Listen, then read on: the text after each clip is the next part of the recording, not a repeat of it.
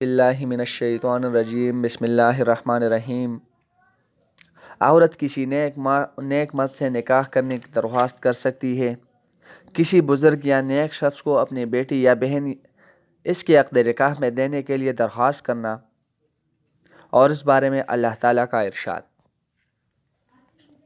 دوستو، آج ہم بخاری شریف جلد نمبر 3 کی 62، 63، 64 نمبر حدیث بیان کریں گے۔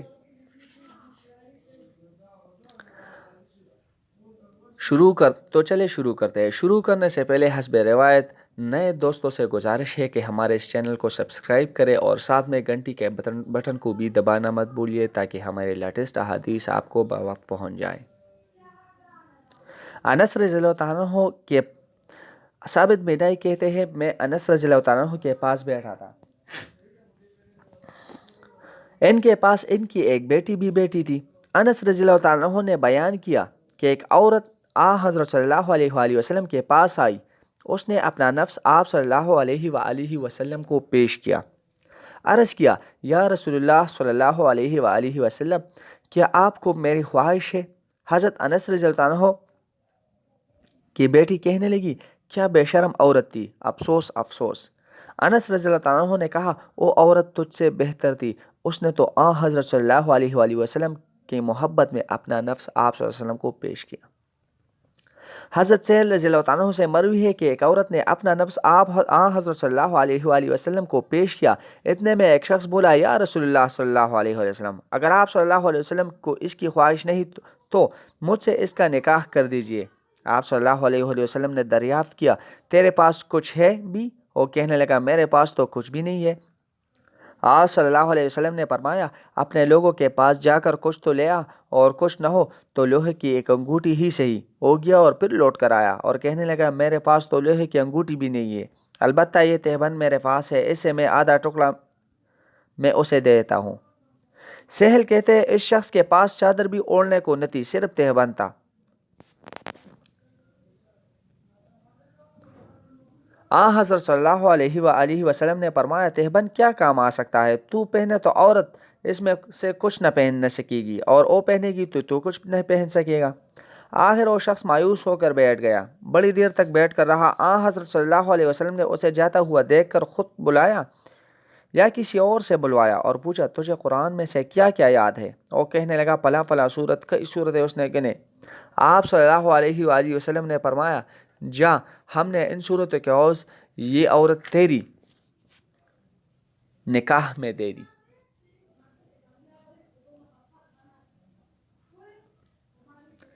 کسی بزرگ یا نیک شخص کو اپنی بیٹی یا بہن یا اس کے عقد نکاح میں دینے کے لیے درخواست کرنا۔ حضرت عبداللہ بن عمر رضی اللہ عنہ بیان کرتے تھے کہ جب حضرت حفصہ رضی اللہ عنہ بیوہ ہو گئی، ان کے خاوند حنیس بن حذافہ سہمی صحابہ رسول صلی اللہ علیہ وسلم مدینہ میں انتقال کر گئے۔ حضرت عمر رضی اللہ عنہ نے کہتے ہیں کہ میں نے حضرت ابن عثمان بن عفان رضی اللہ عنہ سے حفصہ رضی اللہ عنہ کے متعلق کہا۔ انہوں نے کہا، میں سوچ کر بتاؤں گا۔ کئی دن میں نے انتظار کیا۔ چند دن بعد انہوں نے جواب دیا، میری رائے یہ ہے کہ ابھی میں نکاح نہ کروں۔ حضرت عمر رضی اللہ عنہ کہتے ہیں، ابو بکر صدیق رضی اللہ عنہ سے ذکر کیا کہ آپ میری بیٹی سے نکاح کر لیجئے۔ انہوں نے خاموشی اختیار کی، کچھ جواب ہی نہ دیا، نہ نفی نہ اس بات۔ مجھے عثمان رضی اللہ عنہ سے بھی زیادہ ابو بکر صدیق رضی اللہ عنہ پر غصہ آیا۔ عرض، چند راتیں میں مزید ٹھہرا۔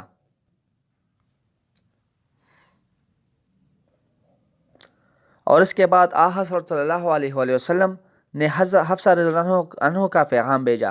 میں نے حفصہ رضی اللہ عنہ کا نکاح آپ صلی اللہ علیہ وآلہ وسلم سے کر دیا۔ چند دن بعد حضرت ابوبکر صدیق رضی اللہ عنہ نے مجھ سے کہا، آپ حفصہ رضی اللہ عنہ کا ذکر جب مجھ سے شادی کے لیے کیا تھا تو میری خاموشی سے شاید ناراض ہو گئے ہوں گے۔ میں نے کہا، بے شک مجھے سخت ناگوار گزرا۔ ابوبکر صدیق رضی اللہ عنہ نے کہا، دیکھیں، میں نے آپ صلی اللہ علیہ وآلہ وسلم کو اس وجہ سے جواب نہیں دیا تھا رضی اللہ عنہ کو اس وجہ سے جواب نہیں دیا تھا کہ مجھے معلوم ہو گیا تھا کہ حضرت صلی اللہ علیہ وآلہ وسلم نے حفصہ رضی اللہ عنہ کا ذکر کیا تھا۔ آپ صلی اللہ علیہ وسلم کی خواہش ان سے نکاح کرنے کی معلوم ہوئی تھی تو مجھ سے یہ بھی نہیں ہو سکتا تھا کہ میں حضرت صلی اللہ علیہ وسلم کا راز پاش کر دیتا۔ آپ صلی اللہ علیہ وسلم کہہ دیتا کہ حضرت صلی اللہ علیہ وآلہ وسلم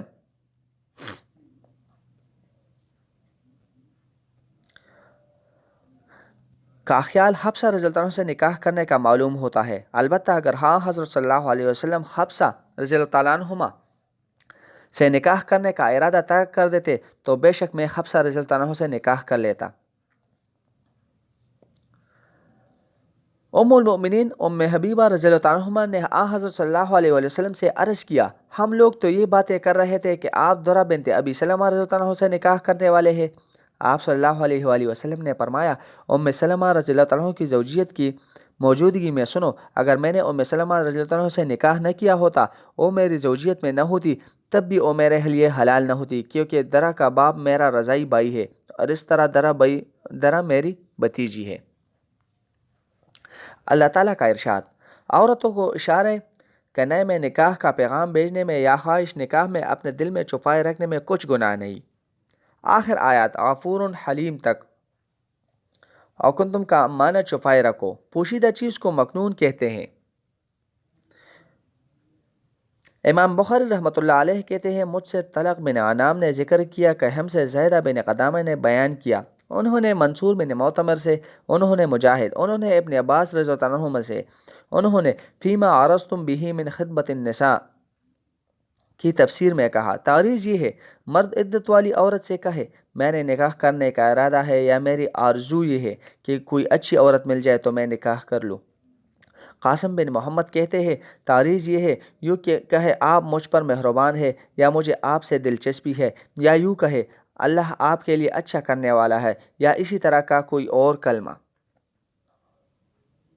عطا بن ابی رباح کہتے ہیں، اشارے کرنے میں پیغام دے، یہ تعریض ہے، صاف صاف نہ کہے آپ مجھ سے نکاح کر لینا، مثلا یوں کہے مجھے عورت کی ضرورت ہے، یا آپ کو خوشخبری ہو اللہ کی فضل سے آپ پسندیدہ ہے۔ عورت یوں جواب دے، جو آپ کہہ رہے ہیں سن رہی ہوں، صاف صاف۔ نکاح کا وعدہ نہ کرے، اسی طرح عورت کا ولی بھی عورت کو بتائے بغیر کسی سے نکاح کا وعدہ نہ کرے۔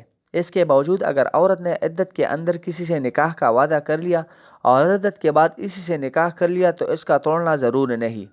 امام حسن بصری رحمۃ اللہ علیہ کہتے ہیں، وَلَا تُوَاعِدُوهُنَّ سِرًّا سے یہ مراد کہ عدت کے اندر عورت سے چھپ کر بدکاری نہ کرو۔ ابن عباس رضی اللہ عنہ سے منقول ہے، حتیٰ یبلغ الکتاب اجلہ سے مراد کہ عدت گزر جائے۔ دوستو یہ حدیث بخاری شریف کی 62، 63 اور 64 تھی۔ انشاءاللہ